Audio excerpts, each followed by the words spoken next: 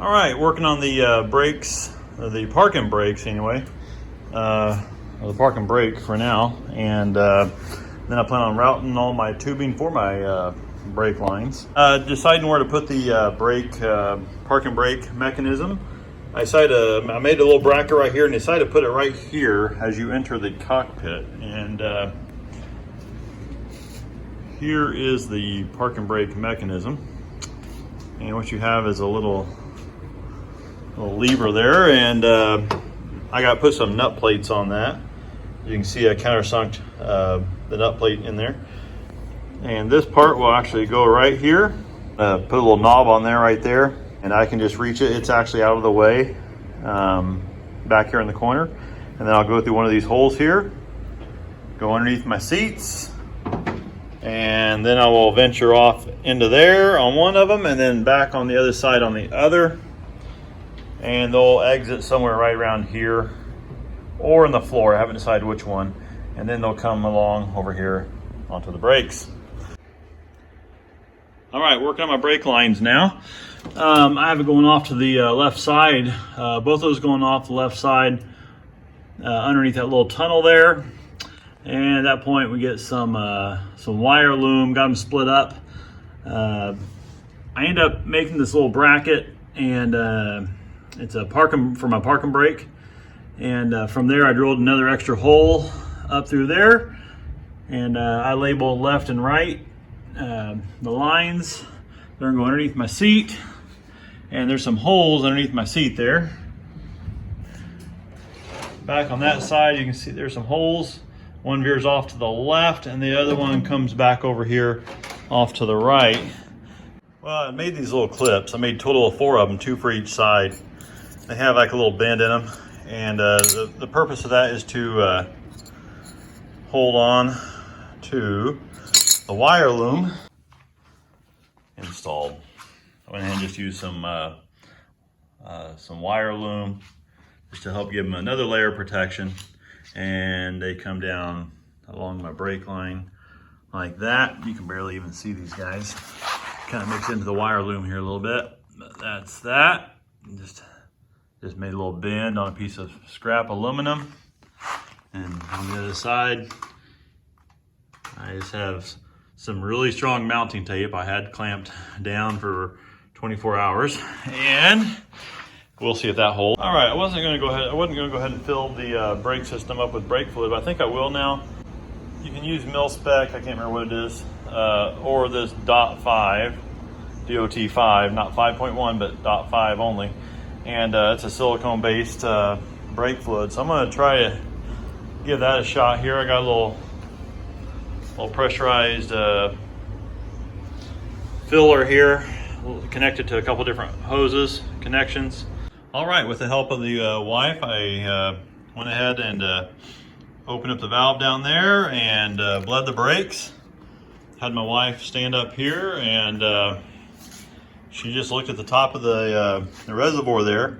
The instructions tell you just to fill it, I want to say 3/4 full or something, I can't remember. But there's no real sight glass. Maybe I'm an idiot, but I have no idea how to tell when it's 3/4 full or not. So I kept pumping until my wife saw a little bit of brake fluid come out of the little white vent there. Once a few drops came out of that, I went ahead and backed out my the valve back there on the brake down there, and I just dripped a little bit out, just guesstimating. I did a little bit at a time. I came back here, pumped the brakes, and as long as I kept seeing fluid come out of that valve as I pumped the brakes, I went ahead and kept draining just a little bit at a time and kept checking until finally no fluid would come out when I pumped the brakes up here. And that's what I'm gonna go with. Kind of hard to tell how well the brakes are working. I tried to roll the aircraft forward a little bit and try to hit the brakes with my hand, but couldn't really appreciate that real well. So what I ended up doing is the parking valve, I found out which way's off and which way's on now. So that's off there, so the wheels are free spinning here. What I did is I hit the brakes, moved this whole lever up a little bit, and then got out of the airplane, tried to pull the airplane. I couldn't really pull it without quite a bit of effort.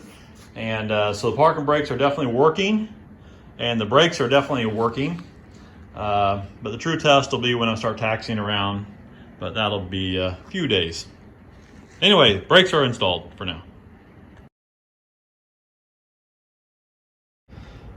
All right, I have the instrument panel. I'm gonna try to make this a modular panel. So far I've marked a line, a radius on the outside edge of 1 inch. Just measure it something like that. I'm gonna leave this lip around the entire surface there, at least 1 inch, so I can put some rib nuts in there.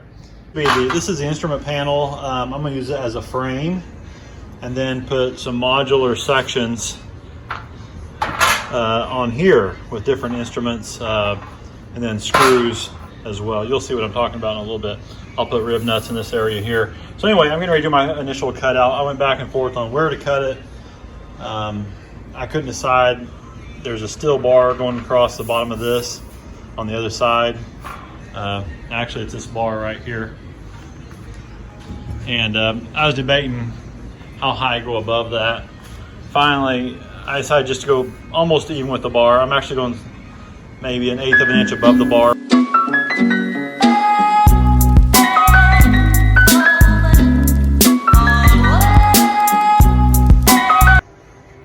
All right, frame is done. I got the edges all deburred and smooth. Like I said, a little flimsy around these edges right here. I should have gave it more beef.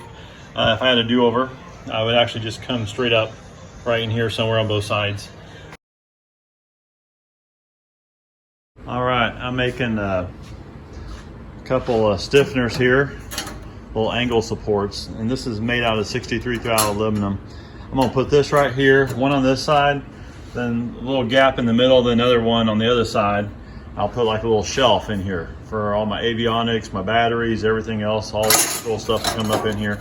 Bought off Amazon some 6061 T6, the same aluminum, same type of aluminum that the rest of the airplane's made out of. I bought some sheets, a couple sheets, one 63 thousandths, another one over here, 32, I believe, thousandths. And unfortunately, this one has a ding in it. Didn't realize it till after I opened it, but I'm just making the stiffeners right now. I'm just using my top of my bending brake, clamping it down to the edge of the table. Use my Olfa knife, just score a line. Do that about 20 times, and then I'll bend this over, and then it has a nice clean brake on it. And from there, I'll take it over to my bending brake and put a bend in it. Now, that's pretty tough stuff to bend. I don't think I can bend any more than 63 thousandths. It takes quite a bit of effort to get that thing bent over, but I'll make 2 more of those, and then if I make any more stiffeners, I might make them out of the 32 thousandths. But anyway, 32 thousandths I think is going to be my actual shelf part. I'm going to put in between these, and I'll probably have to put maybe a stiffener going across or something as well. But that's what I'm trying for now.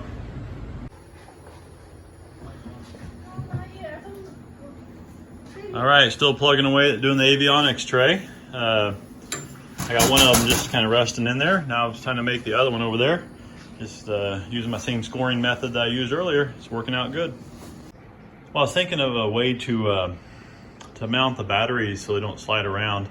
I guess I could put some L angles on each corner here and then maybe something over the top. But I think what I'm going to try to do is make a recessed area into the aluminum with some L angles. So I'll cut this area out, make some recessed areas, and put a little plate in the bottom. So they actually sit down in maybe an inch, maybe 1.5 inches or so into like a little recessed area there. And then all I need is just a mount for the top to change them out. So we're gonna try that. All right, just gonna show a little bit of my recessed battery tray. So what I end up doing is, I end up making a tray. This piece right here is a tray. I bent over the edge 90 degrees, and flip it over. It terminates right there. That's the top of the tray. That's the other side of the tray over there. And these L angles already had in place. They get riveted to the side here. Same thing the other side here. But on the other sides, I have these little plates, these L angles, riveted down here and over here. And there'll be one over here as well. So, and all these are going to be countersunk flush from the inside with solid rivets. And I went on SolidWorks.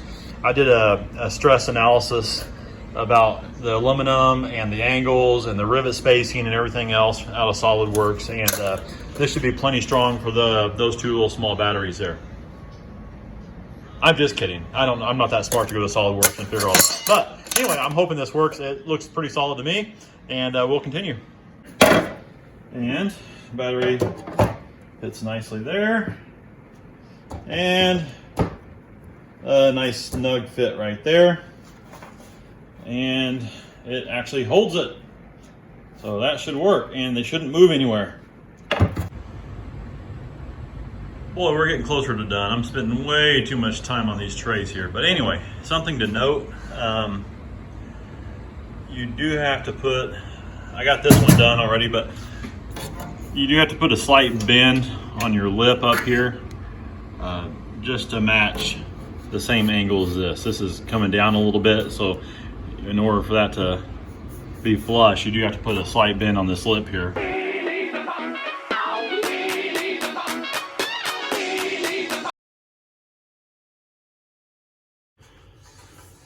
All right, the radiator installation. As you can tell, it's upside down.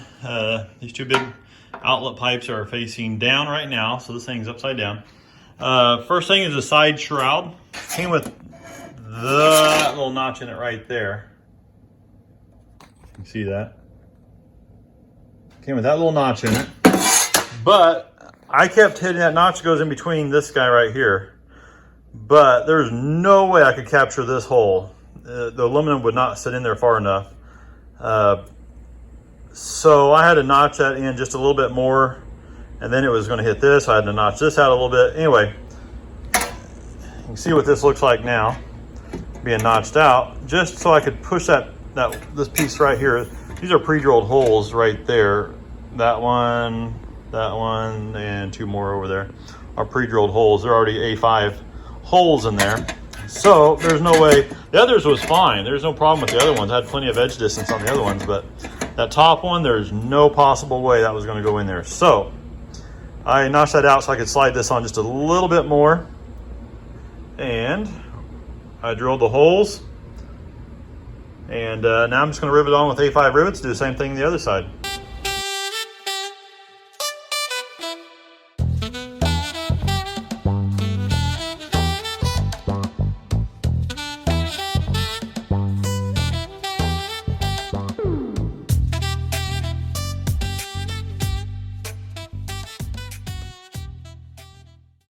All right, I'm trying to find a perfect spot to mount the radiator. As you can see, the shroud actually has 3 tabs going down the length of it here on each side, and that's what kind of holds the radiator up with, I believe, some AN3 bolts and nuts. It looks like the front one, they say, will go through this firewall and the part inside of it, which is a structural piece, and center of the shroud would put that first tab on that third, or actually second rivet over from each side.